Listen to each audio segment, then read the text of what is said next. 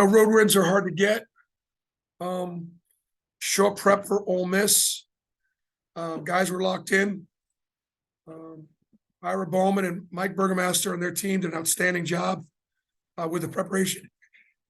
I apologize. Wendell Green was the best point guard on the floor. Again, doesn't get enough credit. Want to be one of the best point guards in the country. Made plays on both ends of the floor, offensively and defensively. Scored, assisted, low turnovers, rebounded. Just, a real complete game. Really poised on the road. Wendell Green controlled the tempo with his game. Allen Flanagan 5 for 5 in the second half. Doesn't have a turnover, which tells you that he's really trying to, work on his game and be productive and being aggressive without trying to force the issue. Played great defense. He had 5 defensive rebounds. Janai Broom, again, the best big on the floor. Just so consistent and just gives us that inside scoring threat at the 5 that not a lot of teams in the league have.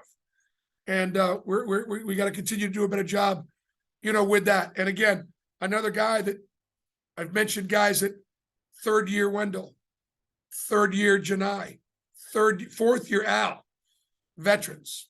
And that's the guys you did on the road. And then Jalen Williams, he played well. He had, 5 assists and 3 turnovers. Made some big baskets down the stretch, played heavy minutes. Yohan Traore had his best first run half. It was great to see Yohan in there. Played well. So I don't have a report on Chris Moore yet. Obviously, that shoulder separated.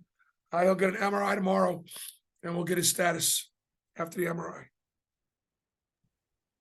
We'll start with Ferg, since you're there. Bruce, you guys have won a lot of games on the road with defense and rebounding. What was it like tonight to win one when shots were falling, especially in the second half? Well, the offense was in front of our bench again the second half, as it always is. Their 1-3-1 bothered us a little bit, but I thought we did make some shots. Al had a big series in there. We made some big shots, took over a little bit. Wendell took over a little bit. Janai took over a little bit. I just think it's players making plays. And the biggest thing we've emphasized is you get deep in this league. You get in the paint, you get too deep. There's not a lot of good things happening in there. And we've done a good job of not getting ourselves in trouble by getting in there too deep. So good shots. We don't turn the ball over 4 times in the second half. Al was in here just a moment ago, and he talked about after y'all lost to Georgia last week, there was a team meeting. They talked about communicating more and also being able to take criticism from one another. How much have you seen that kind of help you? And you guys have won back-to-back games and been playing a lot better basketball. Yeah, I think there's been more leadership for sure, and more accountability, and that's what here's the deal. One of the things you try to explain, I have a job to do, but this is not my team. It's their team. And I'm not. If we don't win, I'll say it's more my team and not their team. I'll try to take the heat off. But I've been coaching so long, and I've had so many teams. These guys have got 2, 3, 4 years. That's it. And when they take ownership of it, and are able to be accountable, be able to call each other out and things, go to their strengths. I do. I think the communication's been better. All right, we'll go to the Zoom and start with Justin Hokanson. Hey, Bruce, you talk about turnovers for this team. I think if not for that 10-second call, you guys would add single-digit turnovers for the second straight game, which hasn't happened, I think, in the last 30 games from looking at it. What does that mean to this team specifically when you can control the turnovers, and how does that affect the results? The Georgia, USC, Memphis losses, high turnovers, leading to transition. So if we wanted to start winning, that was just first and foremost on our list. And so the question is, where do you turn the ball over? Janai, if we're going to run offense through you, you can't give the ball to the other team when you get doubled or whatever. Al, you can't, take the open shot, don't shot fake and get closer every time and get stripped and ripped. Wendell, you got to pick your spots when you get into the paint. KD's been cogs, all the guys. And what it does is it just doesn't allow the opponent to get easy baskets. That's it. Don't turn over. Don't give them easy baskets. It's a pretty easy formula to win. And our defense is pretty good. So give your defense a chance to get back and get matched up and get covering. Nathan King. Bruce, you called a timeout about 8 minutes into the game. Y'all were down 7. I think you were +6 for the rest of the first half after that. What were kind of the keys after that? You guys held Ole Miss down in terms of their scoring after a pretty hot start. Well, Stephen had planted a seed in my head that if we got a rough patch, get an early timeout, try to settle them down.